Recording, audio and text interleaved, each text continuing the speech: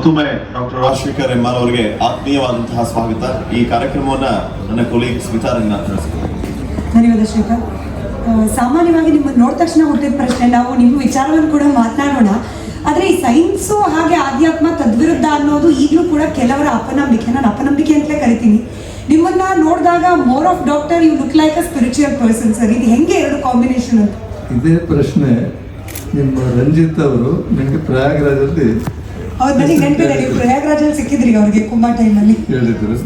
ಅಂದರೆ ನಾನು ಹೇಳೋದು ಸ್ಪಿರಿಚುವಾಲಿಟಿ ಅಥವಾ ಆಧ್ಯಾತ್ಮಿಕತೆ ಅಂದರೆ ಏನು, ಸ್ಪಿರಿಟ್ ಅಂತ. ಅಂದರೆ spirit is the list common denominator of life.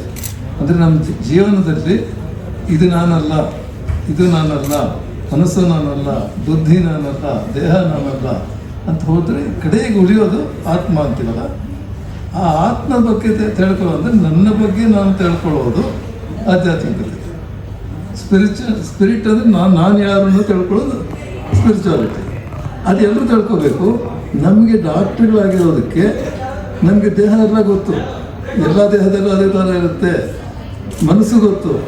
ಇದೆಲ್ಲ ತಿಳಿದ ಮೇಲೆ ನಾವು ಯಾಕೆ ಆಧ್ಯಾತ್ಮಿಕಕ್ಕೆ ಎಲ್ಲರೂ ಹೋಗ್ತಾ ಇಲ್ಲ ಅನ್ನೋದು ಮೋರ್ ಇಂಪಾರ್ಟೆಂಟ್. ಅಂದರೆ ಆಧ್ಯಾತ್ಮಿಕತೆ ಅಂದರೆ ಡ್ರೆಸ್ ಹಾಕ್ಕೊಂಡ್ರೆ ಆಧ್ಯಾತ್ಮಿಕತೆ ಅಂತಲ್ಲ, ಗಡ್ಡ ಬೆಳೆಸ್ಬಿಟ್ರೆ ಆಧ್ಯಾತ್ಮಿಕತೆ ಅಂತಲ್ಲ.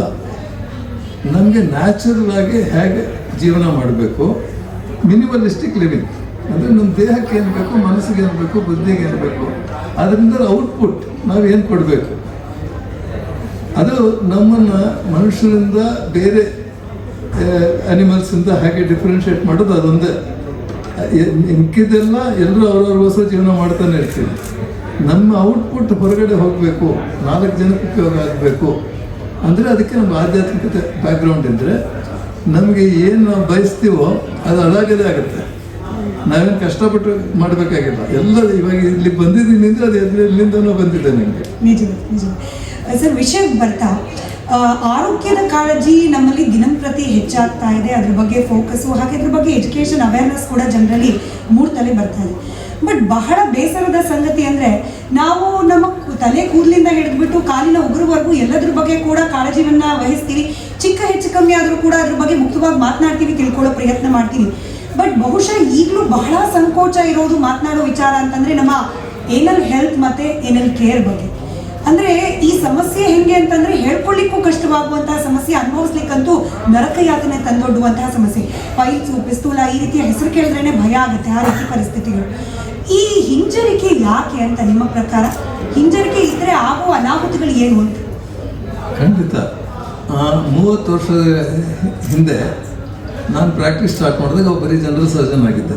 ಅವಾಗಿನ್ನೂ ನಮಗೆ ಪ್ರಾಕ್ಟಾಲಜಿ ಬಗ್ಗೆ ಯಾರಿಗೂ ಗೊತ್ತೇ ಇಲ್ಲ. ಪ್ರಾಕ್ಟಾಲಜಿ ಅಂತ ಒಬ್ಬ ಸೀನಿಯರ್ ಡಾಕ್ಟ್ರ್ ಬಂದು 3rd ಡಿಗ್ರಿ ಪೈಲ್ಸ್ ಅಂತೀವಿ, ಅಂದರೆ ಪೈಲ್ಸ್ ಸ್ವಲ್ಪ ಜಾಸ್ತಿ ಆಗಿ ನನ್ನ ಹತ್ರ ಟ್ರೀಟ್ಮೆಂಟಿಗೆ ಬಂದಿತ್ತು. ನೀವು ಯಾಕೆ ಇಷ್ಟು ಲೇಟಾಗಿ ಬಂದ್ರಿ, ನೀವು ಮುಂಚೆನೇ ಬರ್ಬೋದಾಗಿತ್ತಲ್ಲ ಡಾಕ್ಟ್ರ್ ಆಗಿ ಅಂತ ಕೇಳಿದ್ರೆ, ನಿಮ್ಮ ಹತ್ರ ಬಂದರೆ ನೀವು ಕತ್ರಿ ಹಾಕಿಬಿಡ್ತೀರ, ಆಮೇಲೆ ನಾನು 1 ತಿಂಗಳು ರಜೆ ಹಾಕಬೇಕಾಗತ್ತೆ, ಬ್ಲೀಡಿಂಗು, ಪೇಯ್ನು ಅವೆಲ್ಲ ಅನುಭವಿಸ್ಬೇಕಾಗತ್ತೆ ಅಂತ ಹೇಳಿದಾಗ ನಮ್ಮ ಕಡೆ ಏನೋ ಪ್ರಾಬ್ಲಮ್ ಇದೆ. ನಾವು ಮಾಡ್ತಾ ಇದ್ದಿದ್ದು ಆಗಿನ ಕಾಲದ ಸರ್ಜರೀಸ್ ಎಲ್ಲ ತುಂಬ ಪೇನ್ಫುಲ್ ಇತ್ತು. ಆಮೇಲೆ it is one of the most neglected departments. ಇದಿದೆಯಲ್ಲ, ಅದು ಯಾರು ನಮ್ಮ ಮೆಡಿಕಲ್ ಸೈಡು ಹಾಗೆ, ಆಮೇಲೆ ಜನಗಳಿಂದನೂ ಹಾಗೆ. ಇವಾಗ ಸೊಸೈಟಿಲಿ ಇವಾಗ ಯಾರಿಗನ್ನ ಒಂದು ತಲೆನೋವು ಬಂದರೆ ನ್ಯೂರಾಲಜಿಸ್ಟ್ ಹತ್ರ ಹೋಗ್ತಾರೆ, ಎದೆ ನೋವು ಬಂದರೆ ಕಾರ್ಡಿಯಾಲಜಿಸ್ಟ್ ಹತ್ರ ಹೋಗ್ತಾರೆ, ಅದೇ ಕೊಂಡಿ ನೋವು ಬಂದರೆ ಅವ್ರೇನು ಮಾಡ್ತಾರೆ, ಮನೆ ಮದ್ದು ತಗೊಳ್ಳೋಕೆ ಶುರು ಮಾಡ್ತಾರೆ. ಅದೇ ಥರ ಮೂಗಲ್ ಬ್ಲಡ್ ಬಂದರೆ ENT ಅವ್ರ ಹತ್ರ ಹೋಗ್ತಾರೆ, ವಾಂತಿ ಬ್ಲಡ್ ಬಂದರೆ ಕ್ಯಾನ್ಸರ್ ಅಂತ ಅನ್ಕೊತೀವಿ, ಕೆಮ್ಮಲ್ಲಿ ಬ್ಲಡ್ ಬಿದ್ದರೆ ನಾವೇನೋ TB ಏನೋ ಕ್ಯಾನ್ಸರ್ ಅನ್ಕೊತೀವಿ. ಅದೇ ಮೋಷನಲ್ ಬ್ಲಡ್ ಬಿದ್ದರೆ ಹೀಟ್ ಆಯಿತು, ಅದಕ್ಕೋಸ್ಕರ ಎಳ್ನೀರು ಕುಡಿಯೋಣ, ಮಜ್ಜಿಗೆ ಕುಡಿಯೋಣ ಅಂತ ಕೂತಿರ್ತೀವಿ. ಯಾಕೆ ಇದು ಡೇಂಜರಸ್ ಅಂದರೆ, piles is not A dangerous disease, Fisher is not A dangerous disease. But ಅದೇ ಥರ ಸಿಂಪ್ಟಮ್ಸ್, ಅದೇ ಥರ ಕಾಯಿಲೆ ಗುಣಗಳು ಇದ್ದು ಕ್ಯಾನ್ಸರ್ ಆಗಿರೋದು ತುಂಬ ಕಾಮನ್ ಆಗಿದೆ. ನಾನು ಪ್ರಾಕ್ಟೀಸ್ ಮಾಡ್ತಿದ್ದ ಹೊಸರಲ್ಲಿ ವರ್ಷಕ್ಕೂ 2 ವರ್ಷಕ್ಕೂ ಒಂದು ಕ್ಯಾನ್ಸರ್ ಪೇಷಂಟ್ ನೋಡ್ತಾ ಇದ್ದೆ. ಅಂದರೆ ಪೈಲ್ಸ್ ಅಂದ್ಕೊಂಡು ಬರೋದು, ಬ್ಲೀಡಿಂಗ್ ಅಂತ. ಒಂದು ವರ್ಷಕ್ಕೆ ಒಬ್ಬರು ಸಿಗೋರು ಆ ಥರ ಆಕ್ಸಿಡೆಂಟಲ್ ಆಗಿ. ಇವಾಗ ಪ್ರತಿ ವಾರ ಒಂದು ಹೊಸ ಪೇಷಂಟ್ ರೆಕ್ಟಲ್ ಕ್ಯಾನ್ಸರ್ ತುಂಬ ಕಾಮನ್ ಆಗಿದೆ. ಇವಾಗ ಎಲ್ಲ ಕ್ಯಾನ್ಸರ್ಸು ಕಾಮನ್ ಆಗಿದೆ. ಅದು ಅವರೇನು ಬ್ಲೀಡಿಂಗ್ ಆಗಿದೆ, ಫಸ್ಟ್ ತೋರಿಸ್ಕೊಂಡಿರಲ್ಲ, ಮನೆ ಮದ್ದು ಎಲ್ಲ ಟ್ರೈ ಮಾಡಿ, ಅಕ್ಕಪಕ್ಕದ ಮನೆಯವ್ರು ಹೇಳಿದೆಲ್ಲ ಟ್ರೈ ಮಾಡಿ, ಆಮೇಲೆ ಡಾಕ್ಟ್ರ್ ಹತ್ರ ಹೋಗಿರ್ತಾರೆ. ಡಾಕ್ಟರ್ಸ್ ಒಂದು ಪರೀಕ್ಷೆನೇ ಮಾಡಿರಲ್ಲ, ಒಂದು ಆಯಿಂಟ್ಮೆಂಟ್ ಬರ್ಕೊಟ್ಬಿಡ್ತಾರೆ, ಈ ಥರ ಏನೋ ಟ್ಯಾಬ್ಲೆಟ್ ತೊಗೊಳ್ಳಿ ಅಂತ ಹೇಳ್ಬಿಡ್ತಾರೆ. ಆಮೇಲೆ ಸರ್ಜನ್ ಹತ್ರ ಹೋಗಿರ್ತಾರೆ, ಅವರು ಪರೀಕ್ಷೆ ಸರಿಯಾಗಿ ಅರ್ಧಂಬರ್ಧ ಮಾಡಿರ್ತಾರೆ. ಇದರಿಂದ ತುಂಬ ಪ್ರಾಬ್ಲಮ್ಸ್ ಆಗ್ತಾ ಇದೆ. ಅದಕ್ಕೋಸ್ಕರ ನಾನು ಎಲ್ಲೆಲ್ಲಿ ಹೋಗಿ ಮೆಡಿಕಲ್ ಕಾಲೇಜಸಲ್ಲೆಲ್ಲ ಹೋಗಿ I am promoting all this. ಯಾಕಂದರೆ ಫಸ್ಟ್ ಡಾಕ್ಟರ್ಸ್ಗೆ ತಿಳುವಳಿಕೆ ಬರಬೇಕು, ಜನಗಳಿಗೆ ಜನಸಾಮಾನ್ಯರಿಗೆ ಬರಬೇಕು. ಮೀಡಿಯಾ ಕೂಡ ಇಂಪಾರ್ಟೆಂಟು. ನಮ್ಗೆ ಇವಾಗ ಮೀಡಿಯಾ ಒಂದು ಇದು ಸಿಕ್ಕಿದೆ. ಇದನ್ನು ಈ ಆ್ಯನುವಲ್ ಹೆಲ್ತ್ ಅಂತೀವಲ್ಲ, ದಟ್ಸ್ ವೆರಿ ವೆರಿ ಇಂಪಾರ್ಟೆಂಟ್ ಅಂತ ನಾಚಿಕೆ ಪಟ್ಕೊಳ್ಳೋ ಅವಶ್ಯಕತೆ ಏನೂ ಇಲ್ಲ. ಈ ಪೈಲ್ಸ್ ಬಂದರೆ ಅದೇನೋ ಒಂದು ಕ್ರೈಮ್ ಅಲ್ಲ, ನೀವೇನು ಅದಕ್ಕೇನು ಗಿಲ್ಟ್ ಫೀಲ್ ಹಂಗೆ ಆಗಬೇಕಾಗಿಲ್ಲ. ಯಾಕಂದರೆ ಎಲ್ಲ ಜೋಕ್ಸ್ ಮಾಡ್ತೀವಿ, ಅವ್ರಿಗೆ ಪೈಲ್ಸ್ ಬಂದರೆ ನಾವು we make fun of it. So ಅದಕ್ಕೋಸ್ಕರ we try to avoid. And private ಪಾರ್ಟ್ಸಲ್ಲಿ we don't like to discuss with. Even ಹೇಗೆ ಬರ್ತಾರೆ ಅಂದರೆ ಗಂಡ ಹೆಂಡತಿಗೆ ಹೇಳ್ಕೊಟ್ಟಿದ್ರಲ್ಲ, 20 ವರ್ಷದಿಂದ ಅವ್ರಿಗೆ ಸಫರ್ ಆಗ್ತಾ ಇರ್ತಾರೆ. ಗಂಡ ಹೆಂಡತಿಗೆ ಹೇಳಿದ್ರು, ಹೆಂಡತಿ ಗಂಡಂಗೆ ಹೇಳಿದ್ರಲ್ಲ, ಆ ಥರ ಮುಚ್ಚಿಟ್ಕೊಂಡಿರ್ತೀವಿ. ಅದನ್ನು ಮುಚ್ಚುಮರೆ ಮಾಡಬಾರ್ದು. ಕನಿಷ್ಠ ಪಕ್ಷ ಡಾಕ್ಟ್ರ್ ಹತ್ರ ಹೋಗಿ ಹೇಳ್ಕೊಳ್ಳಿ. ಫಸ್ಟ್ ಬೇಕಾಗಿರೋದು ನಿಮ್ಗೆ ಏನು ತೊಂದರೆ ಇತ್ತು, ಫಸ್ಟ್ ಒಂದು ಡಾಕ್ಟ್ರ್ ಹತ್ರ ಹೋಗಿ. ಡಾಕ್ಟ್ರ್ ಹತ್ರ ಹೋದಾಗ ಅವ್ರು ಮೆಡಿಸಿನ್ ಬರ್ಕೊಟ್ರೆ, ಟ್ರೀಟ್ಮೆಂಟ್ ಬರ್ಕೊಟ್ರೆ ಸುಮ್ಮನೆ ತೊಗೋಬೇಡಿ. ನಾನು ಎಲ್ರಿಗೂ ಹೇಳ್ತೀನಿ, ನನ್ನ ಕಾಯಿಲೆ ಏನು, ಯಾಕೆ ಬ್ಲಡ್ ಬೀಳ್ತಾ ಇದೆ ಅಂದರೆ ಟ್ಯಾಬ್ಲೆಟ್ ಬರ್ಕೊಟ್ಟು ಇಲ್ಲ ಫೋನಲ್ಲಿ ಹೇಳಿಬಿಟ್ರೆ ತೊಗೋಬೇಡಿ. ಪರೀಕ್ಷೆ ಮಾಡಿಸ್ಕೊಳ್ಳಿ, ಏನು ಕಾಯಿಲೆ ಡಯಾಗ್ನೋಸಿಸ್, ಅದಾದಮೇಲೆ ನೀವು ಟ್ರೀಟ್ಮೆಂಟ್ ತೊಗೊಳ್ಳಿ. ಸರಿ ಸರ್, ಕೆಲವೊಂದಷ್ಟು ಮಿತ್ ಕೂಡ ಇದೆ ಸರ್ ಈ ಏನಲ್ ಹೆಲ್ತ್ಗೆ ಸಂಬಂಧಪಟ್ಟಂತೆ. ಅಂದರೆ ಜಾಸ್ತಿ ಹೊತ್ತು ಕೂತ್ ಕೆಲಸ ಮಾಡುವ, ಎಸ್ಪೆಷಲಿ IT ಸೆಕ್ಟರ್ ಅವ್ರಿಗೆ ಹೆಚ್ಚಾಗುತ್ತೆ, ಅಥವಾ ಈ ಡ್ರೈವಿಂಗ್ ಜಾಸ್ತಿ ಮಾಡೋರಿಗೆ, ಹೆವಿ ವೆಹಿಕಲ್ಸ್ ಡ್ರೈವ್ ಮಾಡುವವರಿಗೆ ಅವ್ರಿಗೆ ಹೆಚ್ಚಾಗೋ ಸಾಧ್ಯತೆ ಇರುತ್ತೆ. ನಾನ್ ವೆಜ್ ಈಟರ್ಸ್ಗೆ ಹೆಚ್ಚಾಗಿ ಬರೋ ಸಾಧ್ಯತೆ ಇರುತ್ತೆ. ಇದು ಮಿತ್ ಅಥವಾ ಇದಕ್ಕೆ ನಿಜವಾಗ್ಲೂ ಸಂಬಂಧ ಇದೆಯಾ? ಇದೆಲ್ಲ ನಿಜ, ಅದೆಲ್ಲ ಮಿತ್ ಅಲ್ಲ. ಅಂದರೆ ಜಾಸ್ತಿ ಹೊತ್ತು ಕೂತ್ಕೊಂಡು ಮಾಡಿದ್ರೆ, ಇವಾಗ ಡಾಕ್ಟರ್ ಹೇಳ್ತಾ ಇದ್ರಲ್ಲ ಬ್ಯಾಕ್ ಇದಕ್ಕೆ, ಅದೇ ಥರ ಪೈಲ್ಸ್ ಅಂದರೆ ಒಳಗಡೆ 3 ಗೊಂಚಲು ರಕ್ತನಾಳಗಳು ಎಲ್ರಿಗೂ ಒಳಗಿರುತ್ತೆ. ಗುದದ್ವಾರದಲ್ಲಿ ಒಂದು 2 ಸೆಂಟಿಮೀಟರ್ಸ್ ಒಳಗೆ. ಅದನ್ನು ಏನಾದ್ರು ಕುಷನ್ಸ್ ಅಂತೀವಿ. They act like valves. ಅಂದರೆ ಇದು ಗ್ಯಾಸು ಅದು ಲೀಕ್ ಆಗದೆ ಇರುತ್ತೆ, ಅದು ನೇಚರ್ ಮಾಡಿರೋದು. ಯಾವಾಗ ನಾವು ಕಂಟಿನ್ಯೂಸ್ ಆಗಿ ಕೂತಿರ್ತೀವೋ ಅದ್ರಲ್ಲಿ ರಕ್ತ ತುಂಬಿಕೊಂಡು ಆ ರಕ್ತನಾಳಗಳೆಲ್ಲ ಉಬ್ಕೊಂಡು ಹೊಡೆದ್ರೆ ಬ್ಲೀಡಿಂಗ್ ಆಗುತ್ತೆ. ಅದನ್ನು ಪೈಲ್ಸ್ ಅಂತೀವಿ. Piles is not A disease per se. Disease ಅಂತ ಅಲ್ಲ ಅದು. ಇರೋ ಇದೆ ಸ್ಟ್ರಕ್ಚರ್ಸೇ ಸ್ವಲ್ಪ ಚೇಂಜ್ ಆಗಿರುತ್ತೆ. ಕೂತ್ಕೊಳ್ಳೋದ್ರಲ್ಲಿ ಕಂಟಿನ್ಯೂಸ್ ಆಗಿ ಕೂತಿರೋದ್ರಲ್ಲಿ ತುಂಬ ಕಾಮನ್. ಅದಕ್ಕೆ ಇವಾಗ ತುಂಬ ಜಾಸ್ತಿ ಆಗಿದೆ. ಎಸ್ಪೆಷಲಿ ನಮ್ಗೆ IT ಅವರೇ ಜಾಸ್ತಿ ಬರೋದು. ಸೊ ಒಂದು ಕೂತ್ಕೊಳ್ಳೋದು. ಎರಡನೇದು ಡ್ರೈವಿಂಗಲ್ಲಿ ಏನಾಗುತ್ತೆ ಅಂದರೆ ಕೆಲವು ಅಲ್ಲಿ ಗಾಯಗಳಾಗೋದು, ಆಮೇಲೆ ಒಂಥರ ಹೀಟ್ ಬಾಡಿ ಅಂತಾರೆ ಕೆಲವರಿಗೆ.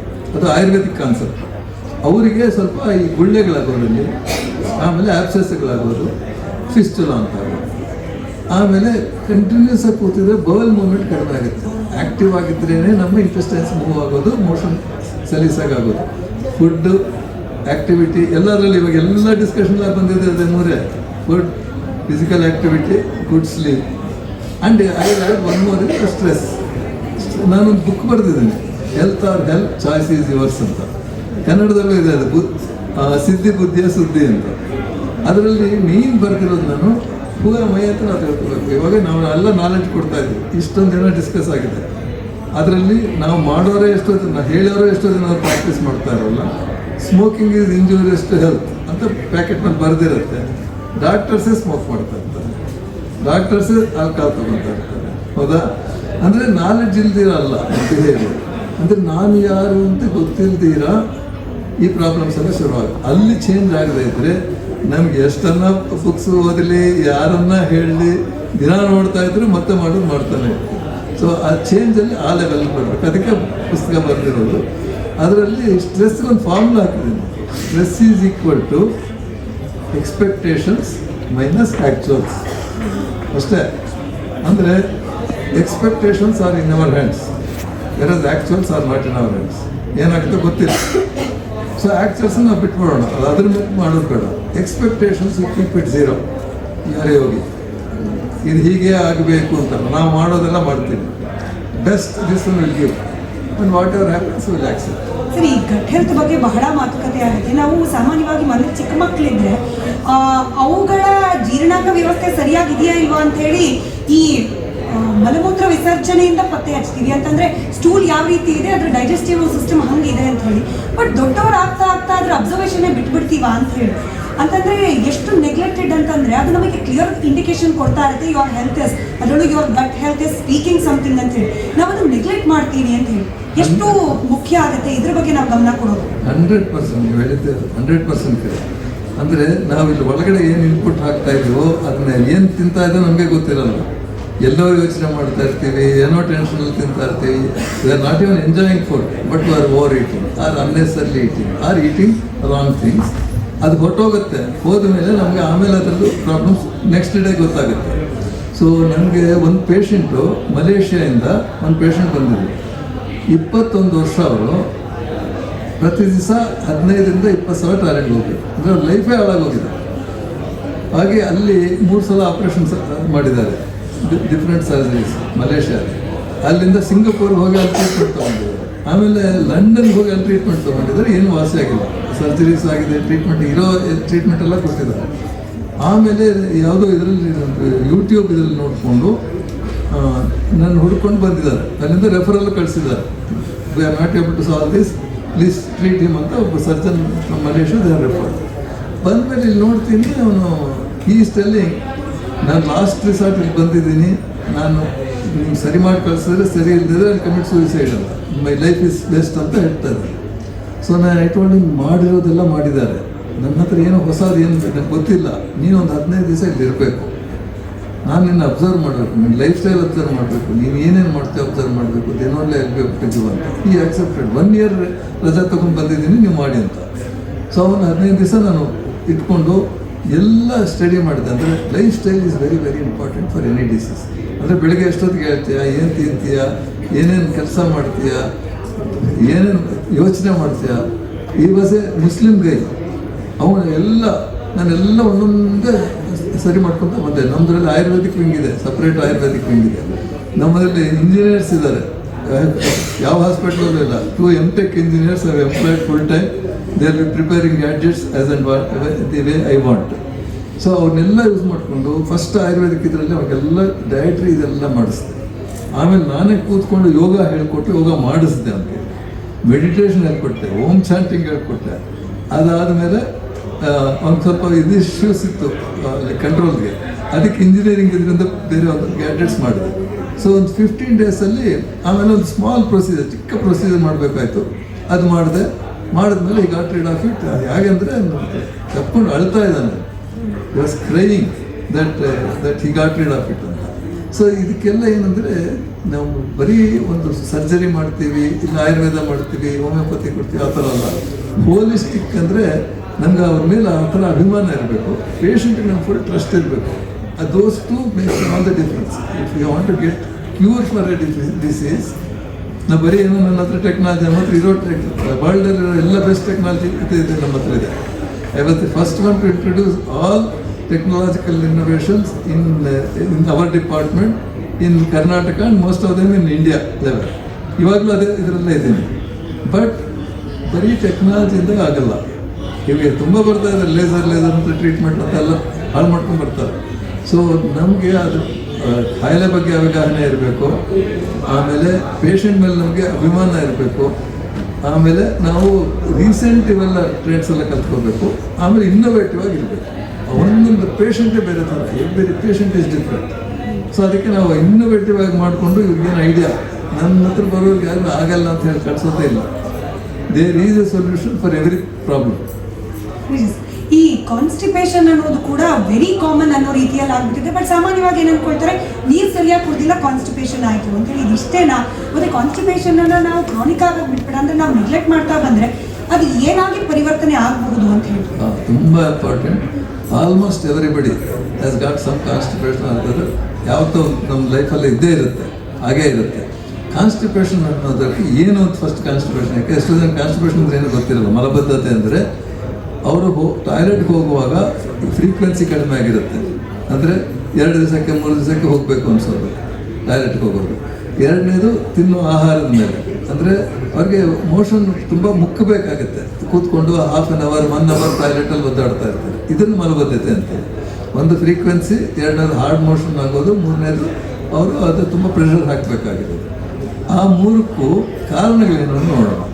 ಒಂದು ನಾವು 3 ಇದಿದೆ, ಏನು ನಮ್ಮ ಅನ್ನನಾಳದಿಂದ ಗುದದ್ವಾರದವರೆಗೂ ಫುಲ್ ಒಂದೇ ಪೈಪ್ ಅದು. ಇಲ್ಲಿಂದ ಶುರುವಾದರೆ ಅಲ್ಲಿವರೆಗೂ ಒಂದೇ ಪೈಪ್.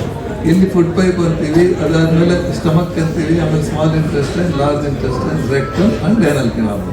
ಅದು ಒಂದು ಕಡೆ ದೊಡ್ಡದಾಗಿರುತ್ತೆ, ಒಂದು ಕಡೆ ಸಣ್ಣಗಾಗಿರುತ್ತೆ, ಒಂಥರ ಉದ್ದಕ್ಕೆ ಇರುತ್ತೆ, ಈ ಥರ ಚೇಂಜ್ ಆಗಿರುತ್ತೆ. ಸೊ ನಾವು ಇಲ್ಲಿಂದ ತಿಂದಿದ್ದು ಅಲ್ಲಿವರೆಗೂ ಹೋಗುವುದು, ಅದು ಗ್ರಾವಿಟಿಲಿ ಹೋಗಲ್ಲ. ಅದಕ್ಕೊಂದು ಪೆರಿಸ್ಟಾಲಿಸ್ ಅಂತ ಇರುತ್ತೆ, ಅದಕ್ಕೆ 2 ಮಸಲ್ಸ್ ಇರುತ್ತೆ. ಆ ಮಸಲ್ಸಿಗೆ ಪ್ರೆಸ್ ಮಾಡ್ಕೊಂಡು ಮುಂದೆ ತಳ್ಳಬೇಕು. ಅದು ಯಾವಾಗ ಪೆರಿಸ್ಟಾಲಿಸಿಸ್ ವೀಕ್ ಆಗುತ್ತೆ ಆವಾಗ ಎಲ್ಲಿ ಕೂತಿದ್ದು ಅಲ್ಲೇ ಕೂತಿರುತ್ತೆ, ಮುಂದಕ್ಕೆ ಹೋಗ್ತಾ ಇರುತ್ತೆ. That is A very common problem. ಅದರಲ್ಲಿ ಮತ್ತೆ ಫಿಸಿಕಲ್ ಆ್ಯಕ್ಟಿವಿಟಿ ಇರ್ತದೆ, ಕೂತ್ಕೊಂಡೇ ಇರ್ತೀವಿ. ಎಲ್ಲ ಕಾರಲ್ಲಿ ಕೂತಿರ್ತೀವಿ, ಮನೇಲಿ ಕೂತಿರ್ತೀವಿ, ಸೋಫಾಲ್ ಕೂತಿರ್ತೀವಿ, ಕೂತ್ಕೊಂಡೇ ಇರೋದು. ಅವ್ರ body is not made to sit, ಇದರ must walking or must sleeping. But ನಾವು ಅದರಲ್ಲಿ 90% ಕೂತಿರ್ತೀವಿ, ಅದರಿಂದ ಆ್ಯಕ್ಟಿವಿಟಿ ಕಡಿಮೆ ಆಗುತ್ತೆ. ಸೊ ಫುಡ್ ಏನು ತೊಗೊತೀವಿ, ನೀರು ಕುಡಿಯೋದು ಕಡಿಮೆ ಆದರೆ ಡ್ರೈ ಫುಡ್ ಆಗುತ್ತೆ ನ್ಯಾಚುರಲ್. ಅದೇ ಥರ ಫುಡ್ಡಲ್ಲಿ ಕೂಡ ಅಂದರೆ ನೀರು ನಾವು 5 ಲೀಟ್ರು 6 ಲೀಟ್ರೆಲ್ಲ ಕುಡಿತಾ ಇರ್ತಾರೆ ಕೆಲವರು. That is not correct. ನೀರು ಕುಡಿದಿದ್ದೆಲ್ಲ ಯೂರಿನಲ್ಲಿ ಹೋಗುತ್ತೆ. ನಾವು ಊಟ ತಿಂಡಿಗಳನ್ನೇ ನೀರಾಗಿ ಮಾಡಬೇಕು, ಕಲ್ಸ್ಕೋಬೇಕು. ಅಂದರೆ ಹಳೆ ಕಾಲದಲ್ಲೆಲ್ಲ ನಾವು ಹೇಗೆ ತಿಂತಾಯಿದ್ವಿ, ಹೀಗೆ ಕಲಿಸ್ಕೊಂಡು ಕಿಲ್ಸ್ಕೊಂಡು ಹೀಗೆ ತೊಗೊಂಡು ಈಗ ನೆಕ್ಕೊಂಡು ತಿಂತಾಯಿದ್ವಿ, ಕಟ್ಟೆ ಎತ್ಕೊಂಡು ಕುಡಿತಾ ಇದ್ವಿ. That is the correct way of eating. ಇವಾಗೆಲ್ಲ ಹೀಗೆ ತಿಂತೀವಿ, chapati, pizza, pulao, biryani, roles, everything. So ಅದು ಫುಡ್. ಮೂರನೇದು ಒಳ್ಳೆ ನಿದ್ದೆ ಕೆಟ್ಟರೆ ನಮಗೆ ನೆಕ್ಸ್ಟ್ ಡೇ ಕಾನ್ಸ್ಟಿಪೇಷನ್ ಆಗಿರುತ್ತೆ. ಪ್ಲೇಸ್ ಚೇಂಜ್ ಆದರೆ ಕಾನ್ಸ್ಟಿಪೇಷನ್ ಆಗಿರುತ್ತೆ, ಸ್ಟ್ರೆಸ್ ಆದರೆ ಕಾನ್ಸ್ಟಿಪೇಷನ್ ಆಗಿರುತ್ತೆ, ಡಿಪ್ರೆಷನ್ ಆದರೆ ಕಾನ್ಸ್ಟಿಪೇಷನ್ ಆಗುತ್ತೆ. ಸೊ ಇದು ಮೈಂಡ್.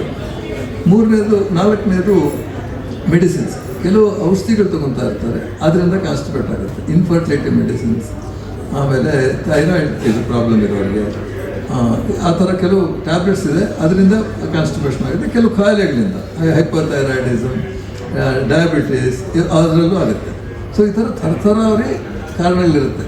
ಸೊ ನಾರ್ಮಲಾಗಿ ಏನಂತಾರೆ, ಕಾನ್ಸ್ಟಿಪೇಷನ್ ಆಗಿದೆ ಎಲ್ಲ ಒಂದು ಹೋಗೋದು, ಕ್ರಾಸ್ ದಿ ಕೌಂಟರ್ ಒಂದು ಸಿರಪ್ ತೊಗೊಳ್ಳೋದು, ಒಂದು ಟ್ಯಾಬ್ಲೆಟ್ ತೊಗೊಳ್ಳೋದು, ಕಾಯಿನ್ ಚೂರ್ಣ ತೊಗೊಳ್ಳೋದು, ಜೀವನ ಮಾಡ್ತಾರೆ. That is A very wrong way of doing.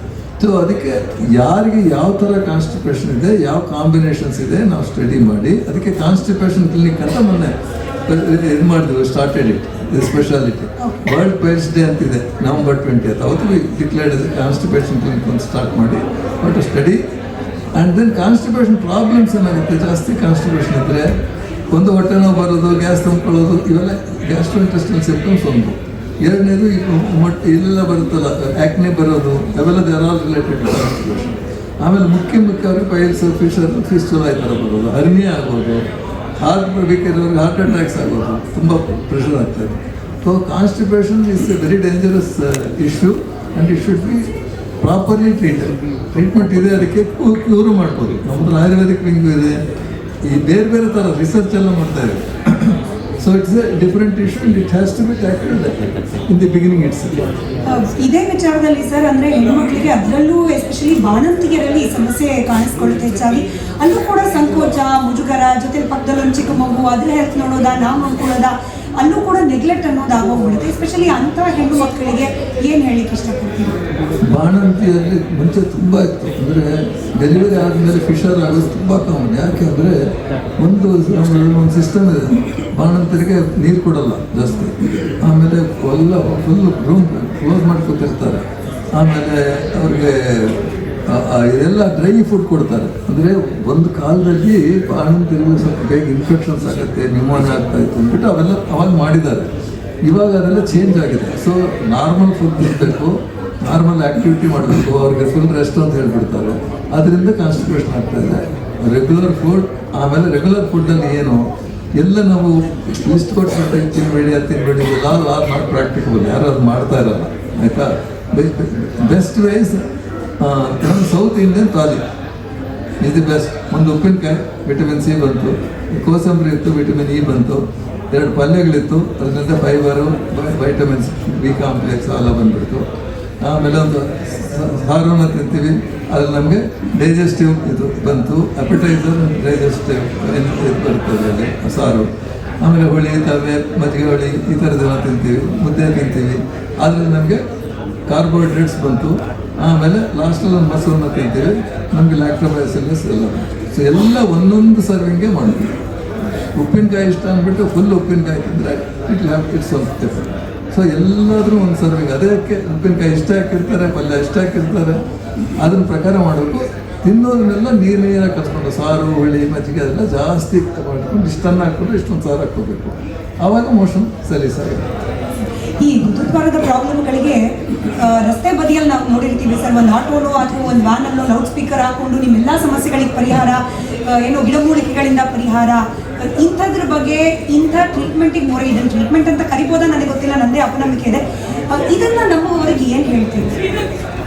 ಅಂದರೆ 30 ವರ್ಷದಿಂದ ನಾನು ಇದನ್ನು ಸಪ್ರೇಟ್ ಸ್ಪೆಷಾಲಿಟಿ ಅಂತ ನಾನೇ ಮಾಡಿದ್ದು. ಪ್ರಾಕ್ಟಾಲಜಿ ಅಂತ ಯಾರಿಗೂ ಗೊತ್ತೇ ಇರಲಿಲ್ಲ. ಅದು ಮಾಡಿದಾಗ ಎಲ್ಲರೂ 99% ಎಲ್ಲ ಡೈರೆಕ್ಟಾಗಿ ಅಂಥ ಕಡೆನೇ ಹೋಗ್ತಾ ಇದ್ರು. ಮೂಲವ್ಯಾಧಿ ಚಿಕಿತ್ಸೆ, ಫೈಲ್ಸ್ ಕ್ಲಿನಿಕ್ ಅಂತ ಎಲ್ಲೆಲ್ಲೋ ಒಂದೊಂದು ಹೊರಕ್ಕೂ ಹೊಡೆದಿರ್ತಾ ಇದ್ರು, ಅಲ್ಲೆಲ್ಲ ಹೋಗ್ತಾ ಇದ್ದಿದ್ದು. Even doctors, IAS officers use to go there. ಆಗಿನ ಕಾಲದಲ್ಲಿ ಪ್ರಾಬಬ್ಲಿ ದಟ್ ವಾಸ್ ಓಕೆ, ನಾನು ಅದ್ರ ಮೇಲೆ ಕಾಮೆಂಟ್ ಮಾಡೋಕ್ಕೆ ಹೋಗಲ್ಲ ಆಯಿತಾ. ಇವಾಗ ಸೈನ್ಸ್ ಪ್ರೋಗ್ರೆಸ್ ಆಗಿದೆ.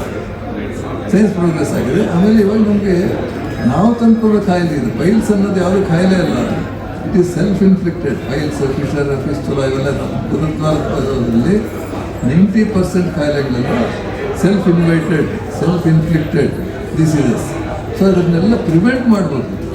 It is preventable disease, but we are seeing in thousands of patient suffering. So ಒಂದು ಪ್ರಿವೆಂಟ್ ಮಾಡೋಕ್ಕೆ ನಮಗೆ ಇದು ಇನ್ಫಾರ್ಮೇಷನ್ ಹೋಗಬೇಕು, ಜೀವನ ಶೈಲಿ ಹೇಗೆ ಮಾಡಬೇಕು ಅಂತ. ಎರಡನೇದು ಈ ವ್ಯಾಕ್ಸ್ ಅಂತೀವಲ್ಲ, ಅವ್ರ ಹತ್ರ ಹೋಗಿ ಅಜೀರ್ತಿ ಮಾಡ್ಕೊಂಡು ಬರ್ತಾರೆ.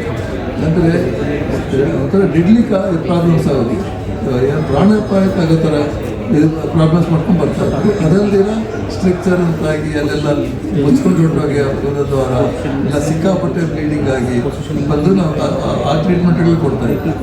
ಹೌದು, ಅನ್ಫಾರ್ಚುನೇಟಾಗಿ ಇವಾಗ ಏನಾಗಿದೆ ಅಂದರೆ ಮತ್ತೆ ಇದೇ ಡಿಪಾರ್ಟ್ಮೆಂಟಲ್ಲಿ ತುಂಬ ಹಾಸ್ಪಿಟಲ್ಗಳೆಲ್ಲ ಸ್ಟಾರ್ಟ್ ಮಾಡಿಬಿಟ್ಟಿದ್ದಾರೆ ಲೇಸರ್ ಟ್ರೀಟ್ಮೆಂಟ್ ಅಂತ. ಅದನ್ನು ಪ್ರಮೋಟ್ ಮಾಡಿಬಿಟ್ಟು ಬೇರೆ ಎಲ್ಲ ಇದಕ್ಕೆಲ್ಲ ಸ್ಕಿನ್ ಮೇಡಮ್ ಎಲ್ಲ ಹೇಳ್ತಾ ಇದ್ರು. ಅದೇ ಥರ ಈ ಲೇಸರ್ ಅಂದರೆ ಮ್ಯಾಜಿಕ್ ಥರ ಲೇಸರ್ ಇಟ್ಬಿಟ್ಟು ಹೋಗುತ್ತೆ. ಒಂದು ಲೇಸರ್ ಟ್ರೀಟ್ಮೆಂಟ್ ಬಗ್ಗೆ ತಿಳ್ಕೊಂಡೇ ಇರಲ್ಲ, ಟ್ರೈನಿಂಗ್ ಆಗಿರಲ್ಲ, ಪ್ರಾಕ್ಟಾಲಜಿ ಬಗ್ಗೆ ನಾವು ಜಾಸ್ತಿ ಇದಿರಲ್ಲ, ಎಲ್ಲರೂ ಶುರು ಮಾಡಿಬಿಟ್ಟು that is causing again one more problem for us. ಅದೆಲ್ಲ ಮಾಡಿಸ್ಕೊಂಡು ಪ್ರಾಬ್ಲಮ್ಸ್ ಆಗಿ ಅಗೇನ್ ಬರ್ತಾರೆ. ಸೊ ಒಂದು ಸ್ಪೆಷಾಲಿಟಿ, ಹೊಸ ಸ್ಪೆಷಾಲಿಟಿ ಯಾವುದನ್ನು ಡೆವಲಪ್ ಮಾಡಬೇಕು ಅಂದರೆ ಅದರಲ್ಲಿ ಏನೇನು ಅವಶ್ಯಕತೆ ಇರುತ್ತೆ ಅಂದರೆ ಒಂದು ಡೀಪ್ ನಾಲೆಡ್ಜ್ ಇರಬೇಕು.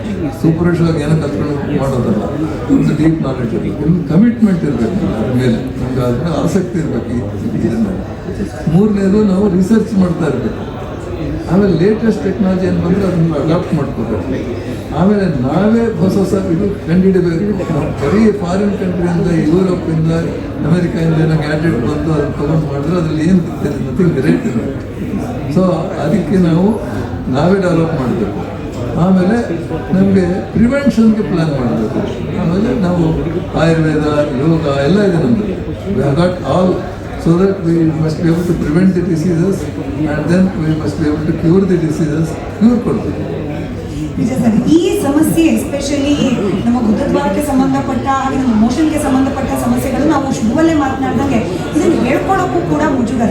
ಹೀಗಾಗಿ ಬರುವ ಪೇಷಂಟ್ಗಳನ್ನು ವಿಶ್ವಾಸಕ್ಕೆ ತೆಗೆದುಕೊಂಡು ನಂತರದಲ್ಲಿ ಟ್ರೀಟ್ಮೆಂಟ್ ಪ್ರಾರಂಭ ಮಾಡಬೇಕು. ಈ ನಿಟ್ಟಿನಲ್ಲಿ ತಮ್ಮ ಹಾಸ್ಪಿಟಲ್, ತಮ್ಮ ಕ್ಲಿನಿಕ್ಗಳು ಯಾವ ರೀತಿ ವಿಭಿನ್ನವಾಗಿದೆ, ಅಲ್ಲಿನ ವಿಶೇಷತೆಗಳೇನು ಅದನ್ನು ವಿವರಿಸ್ಬೋದು. ಹಾಗೆ ಸಂಪರ್ಕ ಮಾಡೋದು ಹೇಗೆ, ಯಾರಾದರೂ ಸಂಪರ್ಕ ಮಾಡಬೇಕು ಅನ್ನೋದಾದರೆ ಎಲ್ಲೆಲ್ಲಿ, ಹಾಗೆ ಹೇಗೆ ಸಂಪರ್ಕ ಮಾಡಬಹುದು? ಇವಾಗ ನೀವು ಪ್ರಶ್ನೆ ಕೇಳಿದಾಗ ನಮ್ಮೊಂದು ಆನ್ಸರ್ ಬಂತು, ಐಡಿಯಾ ಬಂತು. ಯಾಕಂದರೆ ರಾಜಕೀಯ ಇರೋದಕ್ಕೆ ಫಸ್ಟ್ ಆನ್ಲೈನ್ ಕನ್ಸಲ್ಟೇಷನ್ ಮಾಡಿಬಿಟ್ಟು ಬೆಸ್ಟ್ ಅವ್ರು ನಾವು ನಮ್ಮ ಕಾರಣವ, ನಾವು ಅವ್ರ ಕಾರಣವಲ್ಲ. ಯಾವಾಗ ಬರಬೇಕು, ಯಾವಾಗ ಮನೆಯಲ್ಲೇ ಮಾಡ್ಕೋಬೋದು, ಯಾವ್ದು ಕಾಯಿಲೆ ಅಲ್ಲ, ಯಾವ್ದು ಕಾಯಿಲೆ. ಆಮೇಲೆ ನಮ್ಗೇನು ನಮ್ಮ ಹತ್ರ ಬನ್ನಿ ಅಂತ ನಾನು ಯಾರಿಗೂ ಹೇಳಲ್ಲ.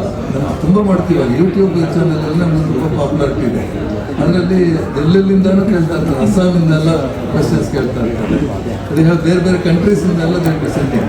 ಸೊ ಅವ್ರಿಗೆಲ್ಲ ಅಲ್ಲಿಗೆಲ್ಲೇ ಹೇಳ್ಬೇಕು, ಇಂತಹ ನಮ್ಮ ಹತ್ರ ಇರೋ ಡಾಕ್ಟ್ರ್ ಹೋಗಿ ಈ ಥರ ಪರೀಕ್ಷೆ ಮಾಡಿಸ್ಕೊಳ್ಳಿ, ಈ ಸರ್ಜನ್ ಹತ್ರ ಈ ಥರ ಮಾಡ್ಕೊಳ್ಳಿ, ಕೊನೋಸ್ಕೋಪ್ ಮಾಡಿಸ್ಕೊಳ್ಳಿ.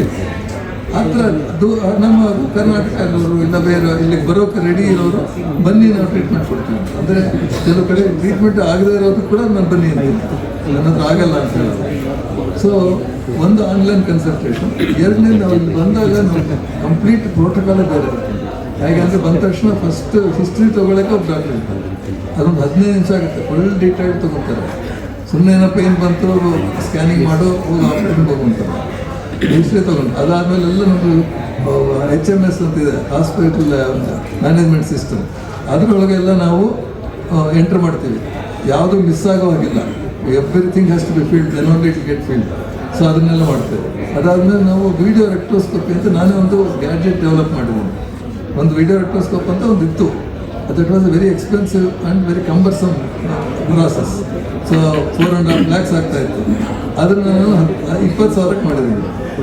ಪಾಕೆಟ್ ವಿಡಿಯೋ ರೆಕ್ಟ್ರೋಸ್ಕೋಪ್ ಅಂತ ಜೇಬಲ್ಲಿ ಇಟ್ಕೊಂಡು ಎಲ್ಲಿ ಬೇಕಾದ್ರೂ ಮಾಡ್ಬೋದು. ಒಂದು ಮೊಬೈಲು, ಒಂದು ಸ್ಕೋಪು ಮಾಡಿದ್ವಿ. ಆದಮೇಲೆ ಇನ್ನೂ ಇಂಪ್ರೂವ್ಮೆಂಟ್ಸ್ ಮಾಡಿದ್ವಿ. ಸೊ ಅದೆಲ್ಲ ಎಲ್ಲರಿಗೂ ರೆಕಾರ್ಡ್ ಮಾಡ್ತೀವಿ. ಫೋಟೋಸ್ ತೆಕ್ಕೊಂಡು, ವಿಡಿಯೋ ತೆಕ್ಕೊಂಡು ಅವ್ರಿಗೆ ಪ್ರಿಂಟ್ ಕೊಟ್ಬಿಡ್ತೀವಿ, ಇದು ನಿಮ್ಮ ಕಾಯಿಲೆ ಹೇಗಿದೆ ಅಂತ. ಅದಾದಮೇಲೆ ಯಾರ್ಯಾರಿಗೆ ಯಾವ ಆಮೇಲೆ ಇನ್ವೆಸ್ಟಿಗೇಷನ್ಸ್ ಏನೇನು ಮಾಡಬೇಕು, ಬ್ಲಡ್ ಟೆಸ್ಟ್, ನಮ್ಮದು ಸ್ಕ್ಯಾನಿಂಗ್ ಇವೆಲ್ಲ. ಆಮೇಲೆ ಟ್ರೀಟ್ಮೆಂಟ್. ಸೊ ಆಮೇಲೆ ಟ್ರೀಟ್ಮೆಂಟೆಲ್ಲ ಎಕ್ಸ್ಪ್ಲೈನ್ ಮಾಡ್ತೀವಿ. ಆ್ಯಂಡ್ ತುಂಬ ಅಫೋರ್ಡಬಲಿಟಿ ಇಲ್ಲದೆ ಇರೋರಿಗೆ ನಮ್ಮ ಚಾರಿಟಬಲ್ ಟ್ರಸ್ಟ್ ಇದೆ. So we compensate from that. So ಅದಲ್ಲದೆ ಪೋಸ್ಟ್ ಆಪ್ರೇಟಿವ್ ಆಗಿ ಮತ್ತೆ ಬರದೇ ಇರೋದಕ್ಕೆ ಆಯುರ್ವೇದ, ಯೋಗ, ಡಯಟಿಷಿಯನ್ ಇದ್ದಾರೆ, ಆಯುರ್ವೇದ ಇದ್ದಾರೆ, ಯೋಗ ಇದ್ದಾರೆ, 3 ಜನ. ಸೊ ಎಲ್ಲ ಕಂಬೈನ್ ಮಾಡ್ತೀವಿ. So that is how the approaches. ಈ ಸಮಸ್ಯೆಯನ್ನು ಗಂಡ್ಮಕ್ಳು ಹೇಳ್ಕೊಡೋಕೆ ಮುಜುಗರ ಪಡ್ತಾರೆ, ಅದರಲ್ಲೂ ಹೆಣ್ಮಕ್ಳಂತೂ ಇನ್ನೂ ಮುಜುಗರ. ಅದರಲ್ಲೂ ವೈದ್ಯರಾಗಿದ್ದವರು ಪುರುಷರಾಗಿದ್ದರೆ ಹೆಂಗಪ್ಪ ಅನ್ನೋ ಯೋಚನೆ ಕೂಡ ಇರುತ್ತೆ. ಸೊ ಹೆಣ್ಣು ಮಕ್ಕಳಿಗೆ ಎಸ್ಪೆಷಲಿ ಈ ರೀತಿಯ ಸಮಸ್ಯೆ ಅನುಭವಿಸ್ತಾ ಇರುವವರಿಗೆ ನಮ್ಮ ಕಾರ್ಯಕ್ರಮದ ಮೂಲಕ, ಈ ವೇದಿಕೆ ಮೂಲಕ ಏನು ಸಂದೇಶ ಕೊಡಲಿಕ್ಕೆ ಇಷ್ಟಪಡ್ತೀವಿ? ಫಾರ್ಚುನೇಟ್ಲಿ ನಮ್ಮ ಇದರಲ್ಲಿ 3 ಸರ್ಜನ್ಸ್ ಇದ್ದಾರೆ, 3 ಅದರಲ್ಲಿ ಹೆಣ್ಮಕ್ಳು. ಲೇಡಿ ಸರ್ಜನ್ಸ್ ಅಲ್ಲಿ ಒಂದೊಂದ್ಸಲ ಪ್ರಾಬ್ಲಮ್ ಆಗುತ್ತೆ. ಗಂಡಸರು ಬಂದು ನನ್ನ ಗಂಡಸೇ ನೋಡಬೇಕು ಅಂತಾರೆ, ನಾನೇ ಬೇಕಾಗತ್ತೆ. ಈಗಿನ ಕಾಲದಲ್ಲಿ ನಿಜ ಹೇಳಬೇಕು ಅಂದರೆ ಹೆಣ್ಮಕ್ಳಿಗನ್ನ ಗಂಡು ಮಕ್ಕಳೇ ಜಾಸ್ತಿ ನಾಚಿಕೆ ಬರ್ತಾರೆ. ಇವ್ರನ್ನ ಹೊರಗಡೆ ಕಳಿಸಿ ನನಗೆ ತೋರಿಸ್ಬೇಕಾ, ನಾಳೆ ಬರಲ್ಲ ಅಂತ. This one has change, world has change and it is for good that everybody is coming out. And ಹೆಣ್ಮಕ್ಳನ್ನ ನಾನು ಅಪ್ರಿಷಿಯೇಟ್ ಮಾಡ್ತೀನಿ. ಇವಾಗ ಸರ್ಜನ್ಸಲ್ಲಿ ತುಂಬ ಜನ ಜನರಲ್ ಸರ್ಜರಿಗೆ ಹೋಗ್ತಿರೋದೆಲ್ಲ ಹೆಣ್ಮಕ್ಳೇ.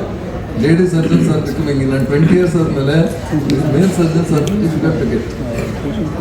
Thank you so much sir. ಇಷ್ಟೊತ್ತು ನಮ್ಮ ಕಾರ್ಯಕ್ರಮದಲ್ಲಿ ಇದ್ದು ಯಾರು ಹೆಚ್ಚು ಮಾತನಾಡದ ವಿಚಾರಗಳನ್ನು ಜನರಿಗೆ ತಿಳಿಸುವ ಪ್ರಯತ್ನವನ್ನು ಮಾಡಿದ್ರಿ. ವಿಶೇಷವಾದ ಧನ್ಯವಾದಗಳು.